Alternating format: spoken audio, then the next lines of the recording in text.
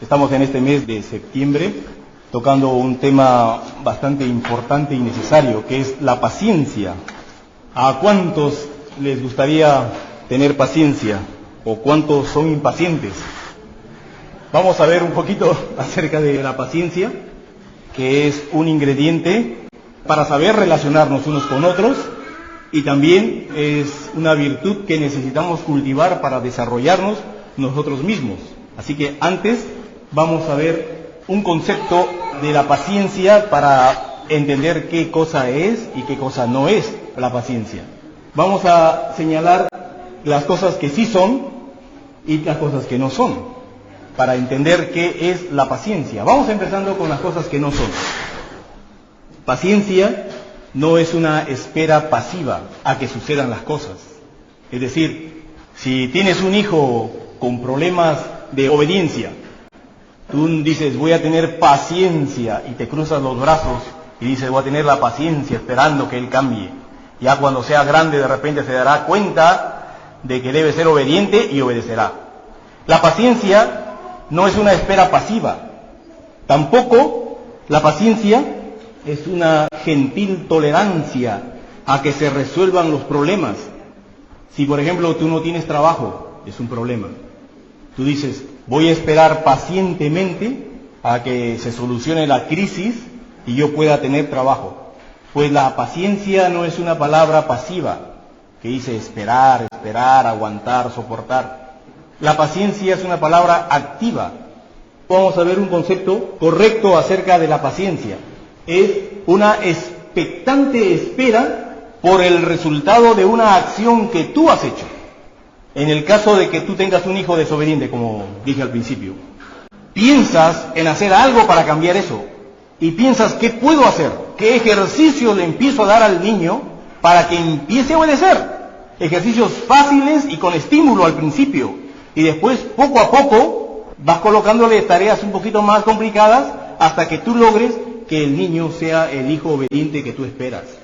La paciencia envuelve a este acto, desde que empiezas una acción hasta que recibes el resultado. Entonces, paciencia entendemos como esa expectante espera a que se logre, a que se consiga el resultado por una acción que has empezado. Entonces, cada acción que tú tienes es para esperar un resultado. Y la espera, desde que hiciste algo hasta que conseguiste el resultado, está envuelto, está empujado por la paciencia. La paciencia es lo que te dice, espera, hoy no, quizás mañana sí. Continúa, sigue.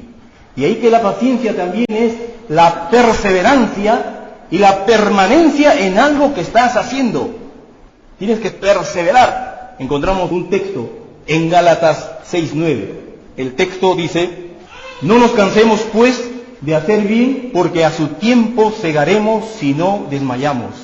No nos cansemos de hacer bien, porque segaremos. Cada acción que nosotros hacemos, una acción buena, tiene un resultado. No nos cansemos de hacer bien, porque a su tiempo segaremos si no desmayamos. Ese si no desmayamos es la impaciencia que corta el resultado, que corta el conseguir lo que tú estabas esperando. La paciencia tiene esa connotación de esperar algo que tú iniciaste hasta que consigas el resultado que tú quieres. Otro verso para entender la paciencia es la que está en Salmos 41. Pacientemente esperé a Jehová, y se inclinó a mí y oyó mi clamor. La paciencia en algo que has empezado. Si tienes problemas que tú no puedes solucionarlo, pero tenemos un Dios grande que nos ayuda y que nos socorre y que está dispuesto también a echarnos una mano, a ese Dios le clamamos. Y dice, pacientemente esperé en Jehová, y se inclinó a mí y oyó mi clamor. Está diciendo, desde que él empezó a orar por un caso, no lo soltó, lo continuó pidiendo, no lo vio hoy día, lo verá mañana, no lo vio el día siguiente, pero sigue, continúa. Pacientemente esperé hasta que conseguí el resultado. ¿Cuántos de nosotros tenemos cosas que le hemos puesto en la mano de Dios? Y tenemos que persistir, pero no persistimos. Empezamos al principio, pero después ya nos desanimamos porque no vemos el resultado. Y la paciencia nos dice, continúa, persevera, continúa, sigue. En esta semana le dieron la la beca a Sandra, que lo consideró perdida, pero perseveró, continuó haciendo lo que tenía que hacer y lo consiguió. También tenemos con nosotros a nuestra hermana Alba, que tiene problemas con su hijo Alfredo, y ella ha empezado a orar por él. Y la paciencia te dice, hermana, continúa hasta que logres tu objetivo. Tenemos personas que se van a bautizar, y aunque de repente para unos que están a su alrededor no vean tan significativo eso, pero sin embargo ellos han empezado un proceso, han empezado a acercarse a Dios, a obedecerle a Dios y a seguirle, y van a perseverar por la paciencia hasta lograr ser los hijos que Dios quiere. Todo es la perseverancia que trae la paciencia para lograr el objetivo. Pacientemente esperé a Jehová, y por fin se inclinó a mí y oyó mi clamor. Otro verso que nos habla también de la paciencia está ahí en Santiago 5:7. Dice, por tanto, hermanos, tened paciencia hasta la venida del Señor. Mirad cómo el labrador espera el precioso fruto de la tierra, aguardando con paciencia hasta que reciba la lluvia temprana y la tardía. Nos pone, por ejemplo, el caso de un labrador. Siembra su semilla y está sembrándolo y ya está pensando en el fruto. Porque así debe ser. Tú haces una acción porque quieres un resultado, porque quieres obtener algo. Así como el labrador pone su semilla, no sabrá si habrá buen tiempo, no sabrá si es que este año vendrá la tan ansiada lluvia que esperan los labradores, pero sin embargo puso la semilla ahí y pacientemente espera hasta que venga la lluvia temprana, aquella que la va a soportar con agua hasta que germine y crezca, y la lluvia tardía que le va a dar el mantenimiento que necesita. Mira, dice, cómo el labrador espera el precioso fruto de la tierra, aguardando con paciencia hasta que reciba la lluvia temprana y la tardía. Pero es un proceso. En la casa de mis padres, cuando yo era adolescente y estaba en mi juventud inicial, porque todavía soy joven, había un espacio libre atrás en la casa y mi padre decidió hacer un pequeño huerto. Removimos la tierra todos a sembrar. Y lo que pensamos en sembrar es en sembrar maíz, que es de rápida producción. Pusimos nuestra semilla y empezamos a regarlas. Al poco tiempo empezaron a germinar, a crecer esas hojitas tiernas, esos tallitos. Y nos dimos cuenta que los pájaros venían a comérselo, a espantar los pájaros. Después, a ponerle una malla para que no se lo coman. Ya estaba creciendo, la plantita más o menos ya tenía una altura regular y empezaba a echar hojas y hojas. Y nos dimos cuenta después que empezaban a haber unos huecos en las hojas. Ya los insectos habían puesto sus larvas, los gusanitos empezaban a comerse las hojas. A comprar insecticida ahí para protegerlas. Por fin las plantas estaban altas, echaron su flor y empezaron a salir las mazorcas delgaditas, ¿no? ¿Cuándo engordarán? ¿Cuándo? Y le decíamos a mi papá, ya estarán. Espera, si él abría ahí, todavía le falta abrirlas a mirar, ¿no? Hasta que estuvieron listas. Pero la paciencia nos dice, has empezado a hacer algo, sembraste algo, vas a tener tus mazorcas ya gorditas para comerlas, pero hay un proceso y tienes que esperar, tienes que ser paciente.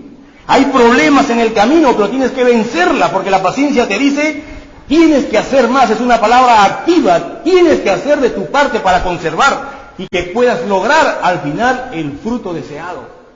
La paciencia es esa atmósfera que nos envuelve para decir sí se puede. Sí lo vas a lograr, pero sé paciente en esperar y sigue haciendo de tu parte para conseguirlo. Pero ¿cómo conseguimos paciencia? ¿Cómo conseguimos la paciencia? Dice un texto en 2 de Timoteo, capítulo 2, verso 6. Dice en su palabra Dios, el labrador para participar de los frutos tiene que trabajar primero. Y la paciencia no viene así por arte de magia. La paciencia tenemos que cultivarla, tenemos que trabajar en ella. En mi adolescencia era muy flaquito, delgadito era. No me decían a mí Will Polo, me decían Will Palo, porque era delgadito, flaquito. Entonces decidí ir a un gimnasio con unos amigos, vamos al gimnasio. Pero el que administraba el gimnasio, el instructor, no me dejaba agarrar máquinas, pensaba que me iba a romper, ¿no? Él me hacía correr, hacer las flexiones y todo, y me cansaba esa cosa, ¿no? Dije, para esto voy a pagar mi plata para que me pongan a correr. Yo quería las máquinas. Así que como no me dejaban, ahí en ese mismo lugar atrás de nuestra casa, con mi hermano armamos nuestro propio gimnasio. Ahí en las vigas, en los palos, con cuerdas. Tenía un tío que trabajaba con motores y dejaba sus piezas en la casa. Eso eran nuestras pesas, amarrar partes de los motores y con una barra ahí hacer para sacar intercostal, el bíceps, tríceps y todos los músculos que hay. Ejercitándonos. Y un libro que decía cómo hacer los ejercicios. Así que al poco tiempo yo ya tenía mi bolita aquí, contento, flaquito, pero ya con mi musculito, ¿no? Pero para hacerlos cansa. Por ejemplo, tenía mis pesas aquí, ¿no? Tenía que hacer 5 repeticiones de 10, esperando 1 minuto de descanso. 10 repeticiones, esperar, y 10 más, así, 5 veces. Y cansa, y arde, y duele. Y el libro decía, a más ardor, más músculo, a más dolor, más músculo. Así que yo decía, músculo. Cansado, porque cuesta, es difícil. La paciencia es igual, hay que trabajarla para conseguirla. ¿Cómo se obtiene la paciencia? Dice el verso en la Biblia, Romanos 5:3, sino que también nos gloriamos en las tribulaciones. ¿Cómo es esto? En los problemas. Nos gozamos en los problemas, nos alegramos de las tribulaciones. ¿Por qué? Porque las tribulaciones producen paciencia. ¿A quién le gusta sufrir? ¿A quién le gusta pasar por pruebas, por dificultades, por problemas? Pero sin embargo eso son los ejercicios que tenemos que hacer para que nuestra paciencia sea fortalecida. Y Dios sabe eso, por eso es que nos manda problemas, para vencerlos. Pero es bueno nuestro Dios que no nos deja ser probados más de lo que podemos resistir. Dios tiene el control de todo, pero sí nos manda los ejercicios para que podamos ser más pacientes, para que podamos fortalecernos en la paciencia, para poder aprender a sobresalir en los problemas. La paciencia se ejercita y así se consigue. De ninguna otra manera vas a conseguir paciencia. Ni siquiera es un don espiritual. Es un fruto del Espíritu. Y como es un fruto, dice, el que quiere participar de los frutos, trabaje primero. Hay que ejercitar la paciencia. ¿Y de qué nos sirve la paciencia? ¿O cómo vamos a utilizar la paciencia más bien para nuestros casos en el hogar? ¿Cómo aplicamos la paciencia en nuestro hogar? Hay 2 áreas en nuestro hogar en las que tenemos que trabajar. Trabajo primero entre esposos, entre cónyuges. Ahí hay un trabajo. El segundo trabajo es con los hijos. Pero en el trabajo con los esposos, ¿qué cosas se espera de los esposos? Ustedes ya saben eso, no les voy a decir mucho, pero voy a ir al libro de Efesios capítulo 5, el verso 22 y el 23. Encontramos que el trabajo entre esposos es el mismo que hizo Jesús para con su iglesia. Jesús se pone en el caso de esposo y a la iglesia le llama su esposa. En primer lugar es los roles que nos corresponde a cada uno de nosotros. Jesús es la cabeza y la iglesia su cuerpo. El esposo es la cabeza y su esposa el cuerpo. Jesús utiliza la relación que Él tiene con su iglesia para comparar el trabajo entre esposos. En primer lugar, se le ha dado a cada uno su función, su rol, para que lo tome en cuenta. El esposo es la cabeza del hogar, pero no para estar encima de la mujer como para mandonearla, para gobernarla o para pisotearla, sino es una función de responsabilidad y de cuidado. Cualquier cosa que venga contra la familia, el hombre es el que responde. Y Dios le pedirá cuentas al hombre de cómo está su familia, porque le ha delegado esa responsabilidad de administrar su hogar. Como Jesús es la cabeza, el esposo es la cabeza de la mujer. Y dice en el verso 22, las casadas estén sujetas a sus propios maridos como al Señor, porque el marido es la cabeza de la mujer, así como Cristo es cabeza de la iglesia, la cual es su cuerpo y Él es su Salvador. Así que, como la iglesia está sujeta a Cristo, así también las casadas lo estén a sus maridos en todo. Segunda cosa que tenemos que entender, y para eso necesitamos paciencia. Si es que tú no eres todavía la cabeza, o si tu mujer todavía no te has puesto en sumisión a tu marido, necesitas tomar ese rol que la Biblia te dice que tengas. Y lo haces en paciencia. La paciencia es lo que te dice, lo vas a lograr, lo vas a conseguir. Aunque tú digas, mi esposo es incrédulo, no importa, La paciencia te llevará a orar por él hasta que él venga a los pies del Señor y hasta que él crezca. O tú, hombre, puedes decir, no, mi esposa sabe más que yo, por eso que ella me administre. La palabra dice que el hombre tiene que tomar esa función. Así que si no eres conocedor de las cosas de Dios aún, tienes que trabajar en ello, tienes que estudiar, tienes que cultivar tu relación con Dios a fin de que tú puedas asumir tu responsabilidad como cabeza de tu mujer espiritualmente. Dice el verso siguiente, maridos, amad a vuestras mujeres así como Cristo amó a la iglesia y se entregó a sí mismo por ella. En amor nos sacrificamos en todo, hasta la muerte, como lo hizo Jesús por su iglesia, por buscar el bien de su iglesia. El marido tiene que buscar el bien de su mujer aunque le cueste la vida en ello.